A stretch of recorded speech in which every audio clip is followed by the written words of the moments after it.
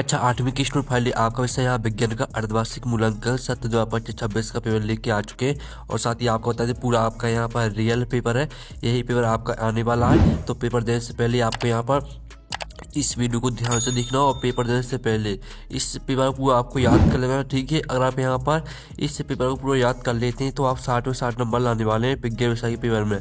आप यहाँ पर देख लीजिए शिक्षा केंद्र मध्य प्रदेश भोपाल अर्धवार्षिक मूल्यांकन सत्र 2025-26 विषय विज्ञान हिंदी माध्यम। समय आपका 2.5 घंटे रहेगा कक्षा 8 और पूर्णांक आपका 60 नंबर का रहेगा। आपके बहुविकल्पी प्रश्न आते हैं 1 से 5 तक। निर्देश आता है प्रश्नों को पढ़कर नीचे दिए विकल्पों में से सही विकल्प चुनकर उत्तर लिखिए। तो प्रश्न पहला आता है इनमें से कौन सी रबी की फसल है। तो आपका यह था चावल, बी आता आपका सरसों, सी आता आपका सोयाबीन और डी आता मक्का। तो इनमें से कौन सी रबी की फसल है। तो आपका इसका जो यहाँ पर राइट आंसर रहेगा वो आपका यहाँ पर हो जाएगा सरसों। सरसों आपका यहाँ पर राइट आंसर रहेगा। अब आपका यहाँ पर दूसरा आता है मैग्नीशियम का रेवर फीता वायु में जलने पर उत्पन्न करता है। तो आपका यह था मैग्नीशियम ऑक्साइड जल और प्रकाश, और बी था मैग्नीशियम ऑक्साइड और ऊष्मा, और सी था मैग्नीशियम ऑक्साइड ऊष्मा और प्रकाश, और डी था मैग्नीशियम ऑक्साइड जल और ऊष्मा। तो जो आपका प्रश्न दूसरा दिया गया है मैग्नीशियम का रेवर फीता वायु में जलने पर उत्पन्न करता है, तो इसका आंसर आपका हो जाएगा मैग्नीशियम ऑक्साइड ऊष्मा और प्रकाश, ठीक है। आपका दूसरे का यहाँ पर सी राइट आंसर रहेगा। फिर आपका यहाँ पर तीसरा आता है मानव भ्रूण का रोपण कहाँ होता है। आपको बताना है मानव भ्रूण का रोपण कहाँ होता है। तो आपका यह था गर्भाशय में, बी था अंडवाहिनी में, सी था भ्रूण में और डी था अंडाशय में। तो मानव भ्रूण का रोपण कहाँ होता है, तो इसका आंसर आपका हो जाएगा गर्भाशय में, ठीक है। गर्भाशय में आपका राइट आंसर रहेगा। फिर चौथा आपका आता वह है जनन जिसमें केवल एक ही जीव भाग लेता है। तो आपका यह था अलैंगिक, बी था लैंगिक और सी था अलैंगिक और लैंगिक और डी था उपरोक्त में से कोई नहीं। तो वह है जनन जिसमें केवल एक ही जीव भाग लेता है, तो इसका आंसर आपका अलैंगिक हो जाएगा। फिर आपका पांचवा आता है निम्न में से संपर्क बल है। तो आपका यह था स्थिर विद्युत बल, बी था चुंबकीय बल और सी था आपका पेशीय बल और डी था गुरुत्वाकर्षण बल। तो निम्न में से संपर्क बल है, तो आपका इसका आंसर हो जाएगा पेशीय बल। पेशीय बल आपका यहाँ पर राइट आंसर रहेगा। इस तरह से जो आपके 1 से लेकर 5 तक दिए गए थे बहुविकल्पीय प्रश्न वो आपके कंप्लीट हो जाते हैं, आपने अच्छे से याद कर लिए होंगे। अब आता है रिक्त स्थानों की पूर्ति कीजिए। प्रश्न क्रमांक 6 से 10 तक आते हैं आपके रिक्त स्थान। निर्देश आता है रिक्त स्थानों की पूर्ति कीजिए। प्रत्येक प्रश्न के लिए 1 अंक आपका निर्धारित है। तो प्रश्न 6 आता है ईंधन के अपूर्ण दहन से डॉट डॉट विषैली गैस बनती है। तो ईंधन के अपूर्ण दहन से आपकी कार्बन मोनोऑक्साइड, ठीक है। आप यहाँ पर देख लीजिए इसका आंसर आपका हो जाएगा कार्बन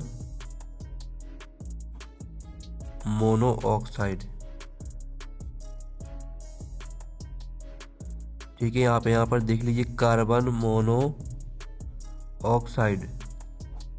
ठीक है। कार्बन मोनोऑक्साइड विषैली गैस बनती है। फिर आपका प्रश्न 7 आता है प्रवासी पक्षी दूर सुदूर क्षेत्रों से डॉट डॉट परिवर्तनों के कारण पलायन करते हैं। तो प्रवासी पक्षी सुदूर क्षेत्रों से आपका इसका आंसर हो जाएगा, ठीक है। यहाँ पर इसका आंसर रहेगा जलवायु परिवर्तनों के कारण, ठीक है। जलवायु आपका इसका आंसर रहेगा। तो यहाँ पर जलवायु परिवर्तनों के कारण पलायन करते हैं। फिर आपका 8वां आता मेढक में टेटपोल से वयस्क में रूपांतरण डोडो कहलाता है। तो मेढक में टेटपोल से वयस्क में रूपांतरण आपका कहलाता है कायंत्रण, ठीक है। आप यहाँ पर देख लीजिए कायंत्रण आपका यहाँ पर राइट आंसर हो जाएगा। और जो आपका यहाँ पर दिया गया है 9वां किसी चुंबक का उत्तरी ध्रुव दूसरे चुंबक के उत्तरी ध्रुव को डोडो करता है। तो यहाँ पर किसी चुंबक का उत्तरी ध्रुव दूसरे चुंबक के उत्तरी ध्रुव को यहाँ पर प्रतिकर्षित करता है। तो आपका यहाँ पर प्रतिकर्षित आपका यहाँ पर राइट आंसर हो जाएगा,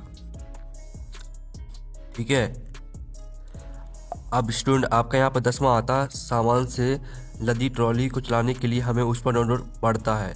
तो सामान से लदी ट्रॉली को चलाने के लिए हमें उस पर बल लगाना पड़ता है, ठीक है। आप यहाँ पर देख लीजिए बल लगाना पड़ता है, ठीक है। इस तरह से आपके जो रिक्त स्थान है वो कंप्लीट हो जाते हैं।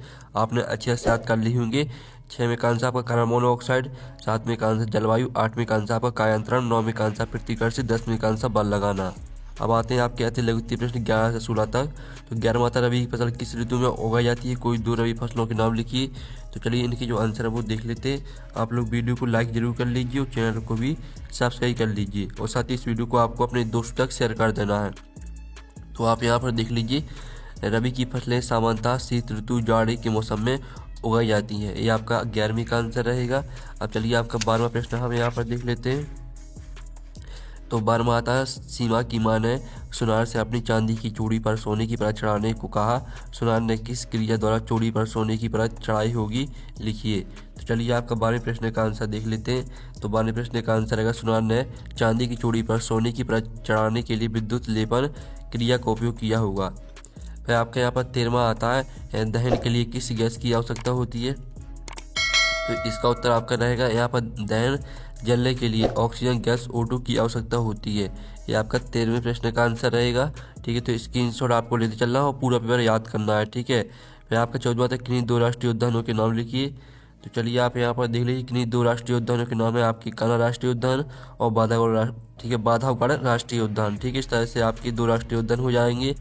फिर आपका यहाँ 15वां आता है, अमीबा में किस विधि द्वारा नए जीव का विकास होता है। तो इसका उत्तर आपका यहाँ पर रहेगा, अमीबा में द्विखंडन विधि द्वारा नए जीव का विकास होता है। यह अलैंगिक जनन की एक विधि है। इस तरह से आपका 15वें प्रश्न का उत्तर रहेगा।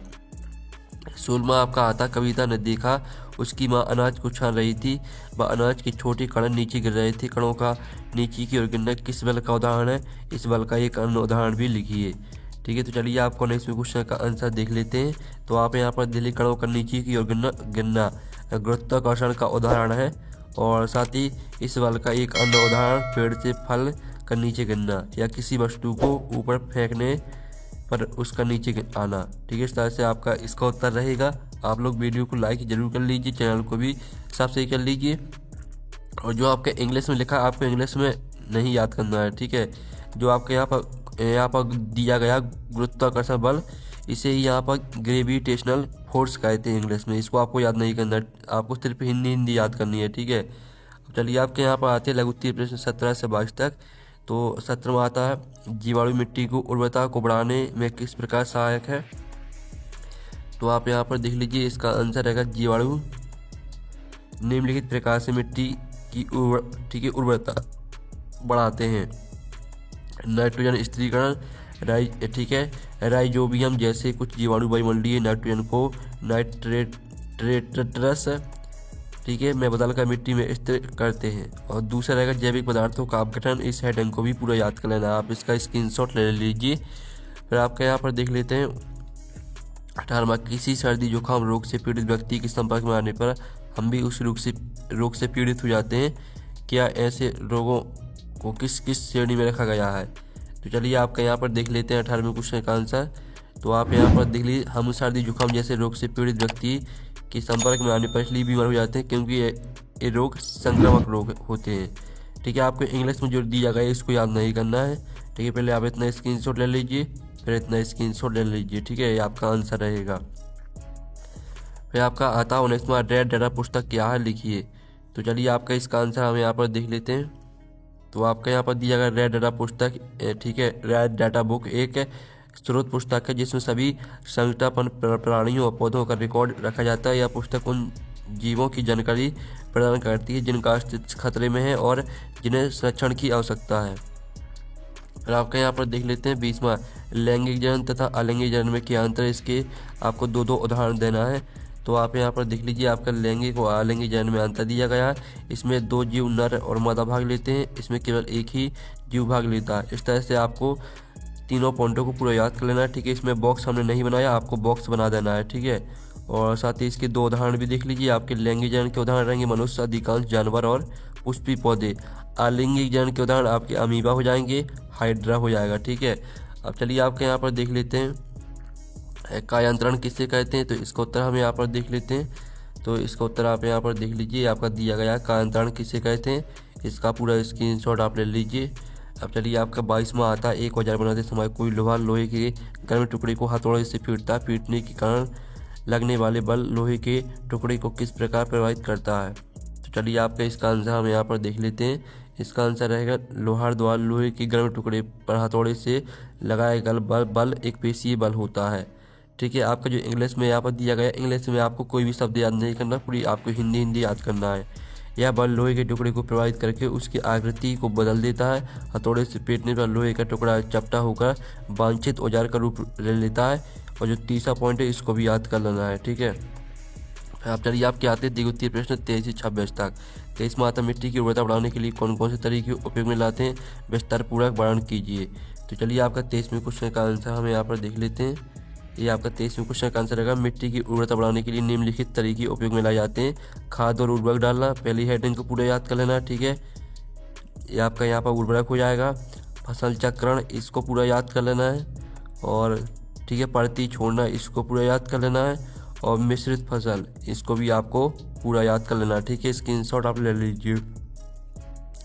24वां आता पेट्रोलियम के विभिन्न घटकों के नाम तथा उसके उपयोग लिखिए।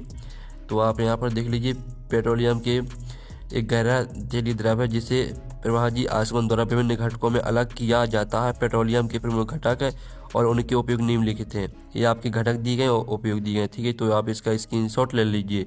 इस तरह से आपका 24वें क्वेश्चन का आंसर हो जाता है। 25वां आता दहन के समय मोमबत्ती ज्वाला के साथ जलती है किंतु कोयला नहीं, क्यों, कारण स्पष्ट कीजिए। तो आप यहाँ पर देख लीजिए, आपका रहेगा 25वें क्वेश्चन का आंसर। तो इसका भी आप स्क्रीनशॉट ले लीजिए। फिर आपका 26वां आता है इनोरम्बिक के समय होने वाले शारीरिक परिवर्तनों का वर्णन करिए। तो आप यहाँ पर देख लीजिए, आपका यहाँ पर रहेगा आंसर। ठीक है, आपको यहाँ पर इनोरम्ब वह अवधि है, यहाँ से लेकर पूरा पहले इतना स्क्रीनशॉट ले लीजिए, फिर इतना स्क्रीनशॉट ले लीजिए और फिर इसके बाद इतना और स्क्रीनशॉट ले लीजिए। इस तरह से आपका आंसर कंप्लीट हो जाता है। हमने आपका यहाँ पर विज्ञान का पेपर करा दिया, पूरा रियल पेपर है। आपको पेपर देने से पहले इसको पूरा याद करना है। हम नेक्स्ट वीडियो में मिलते हैं। Thanks for watching.